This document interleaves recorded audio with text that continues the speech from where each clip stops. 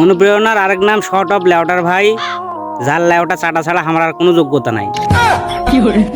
হ্যাঁ, short of লেউটার ভাই একটা বই বাইর করেছে, সেই বইয়ের দাম হলো 1000 টাকা।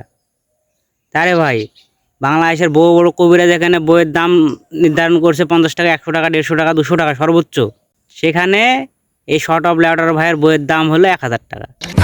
ভাবা যায়, এতই পাবলিক ডিমান্ড, তার লেউটা এতই স্বাদ, স্বাদের চুদনে বইয়ের দাম 1000 টাকা। ভাই আমার জানার খুবই ইচ্ছা, ওই লেউটার বইয়ের মধ্যে আছেটা কি, ওই বইয়ের দাম 1000 টাকা হবে? আমরা কোন দেশে বসবাস করি? হ্যাঁ, কাজী নজরুল ইসলাম, রবীন্দ্রনাথ ঠাকুর এরা কি ওই শর্ট অফ লেউটার ভাইয়ের উঠানে বসতে গাঞ্জা খাইতো? এর বইয়ের দাম কম? তোমরা আমাকে না বুঝাও, না বুঝায় বলো যে এরা কি বসতে ওর বাড়ি উঠানে গাঞ্জা খাইতো, এর বইয়ের দাম এত কম আর ওর বইয়ের দাম 1000 টাকা। এই তো মাইনে লওয়ার বিষয় লাই। ভাই একটাবার খোঁজ খবর নিয়ে দেখেন, এই বইগুলো তারাই কিনছে যারা জীবনে একটা সিলেবাস পর্যন্ত কিনে পড়েনি। কি আছে শর্ট অফ লেউটার বইয়ের মধ্যে, বইটার মধ্যে আছে কি রে ভাই, খুব জানার ইচ্ছা আমার।